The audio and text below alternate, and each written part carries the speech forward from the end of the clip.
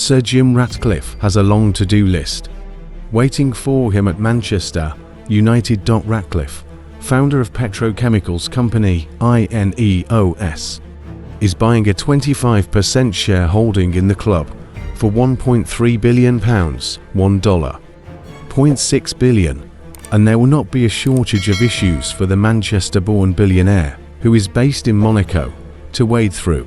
We breaks down 6 key items for Ratcliffe and INEOS to address. The manager. Had this minority investment gone through last summer, Erik ten Hag's future would not even have been a subject of debate.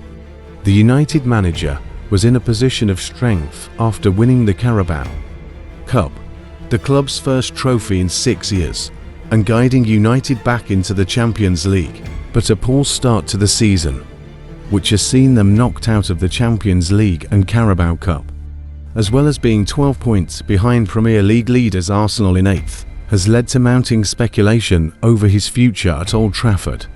In November, we reported that there was a growing feeling of unrest in the squad, with some players beginning to lose belief in Ten Hag and his methods. While the INEOS deal was being thrashed out, it became apparent that United were reluctant, even powerless, to change course and dismiss a manager whose contract runs until the summer of 2025.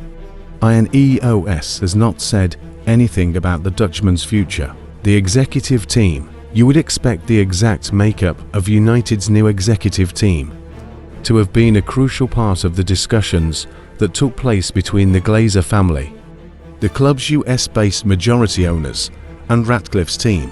Richard Arnold, United's chief executive, has already been replaced by Patrick Stewart, their general counsel, on an interim basis.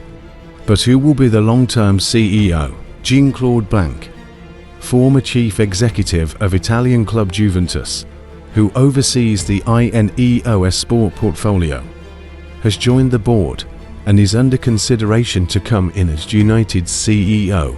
Ratcliffe wants to be in charge of sporting decisions, which casts doubt on John Murtough's future.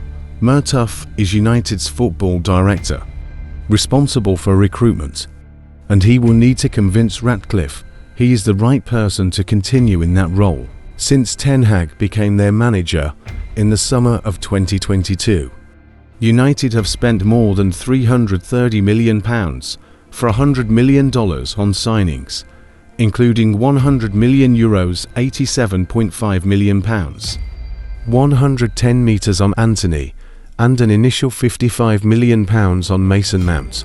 Paul Mitchell, formerly of Southampton, Tottenham Hotspur, RB Leipzig and Monaco, was initially viewed as a strong candidate to lead the club's football operations, but talk about him joining the club has quietened down.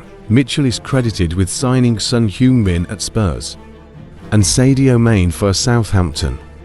Other names linked include Crystal Palace's Dougie Freedman and Newcastle United's Dan Ashworth. Sir Dave Brailsford, INEOS Director of Sport and the driving force behind British cycling's successes at the 2008 and 2012 Olympics, will play a prominent part in the club's hierarchy. 2. Brailsford has been actively involved in the running of Nice, the French top-flight club owned by INEOS, since the summer of 2019, and will conduct a thorough review of United's football operations as a member of the board. The playing squad. Given Ratcliffe felt confident enough to question United's signing Casemiro, then aged 30, from Real Madrid on a 5-year deal in August 2022, a transfer that will cost the club £70 million. If all add-ons are met, you can be certain he has an opinion on other members of the squad. 2. You wonder what he thinks of Jadon Sancho's predicament. The England forward cost the club £75 million in July 2021 and is now training alone. After falling out with Ten Hag, Sonko, 23, hasn't been in a United matchday squad since August. Ratcliffe will have views on why United have been underperforming for the best part of a decade, having not won the Premier League since the 2012-13 season, and the makeup of the playing squad is sure to have been part of his evaluation. United are not shy when it comes to spending money. With more than £1 billion going out on transfers since 2014, and there is very little to show for all that investment, Ratcliffe will know the facts and figures behind each player and, with his sporting staff at INEOS, would have analysed where improvements could be made and at what expense. The debt. United owe more than £1 billion through a combination of gross debt, their revolving credit facility and outstanding transfer payments. Most people would run a mile from investing in such a business. But United posted record revenues of £648.4 million for the year ended June 30th.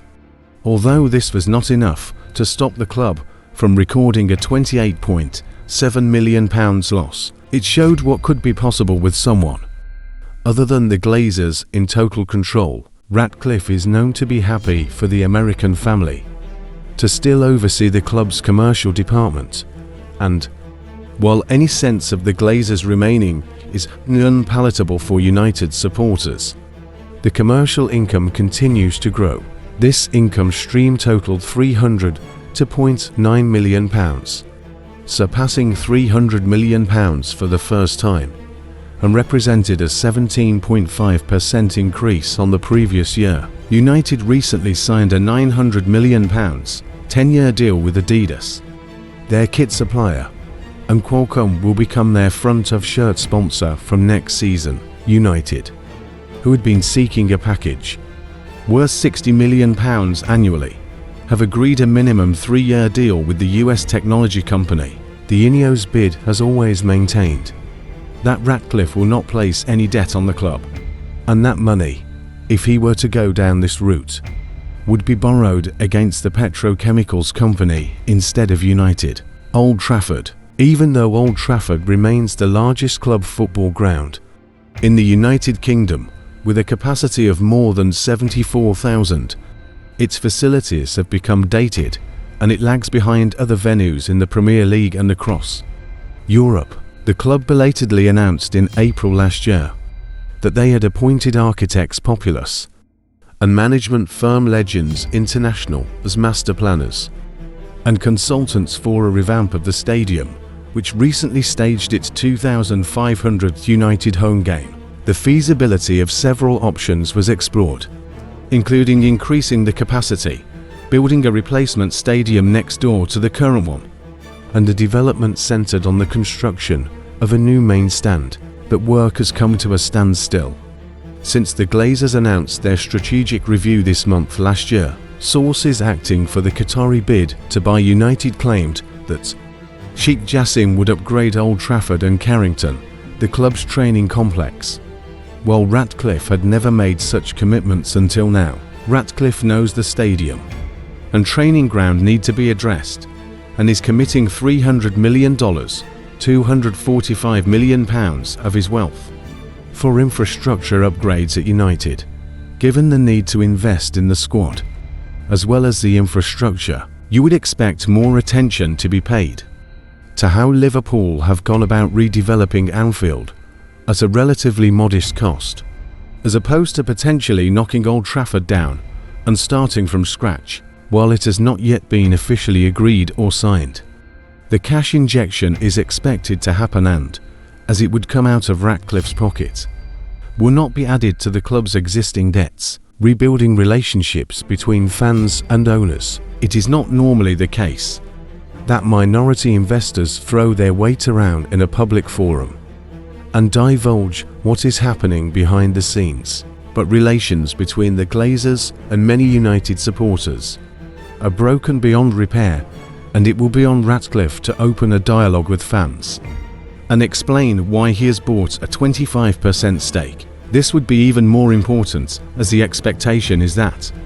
he will take on responsibility for football operations, leaving the commercial side to the Glazers, meaning there has to be communication from him to explain the decisions he's going to be making.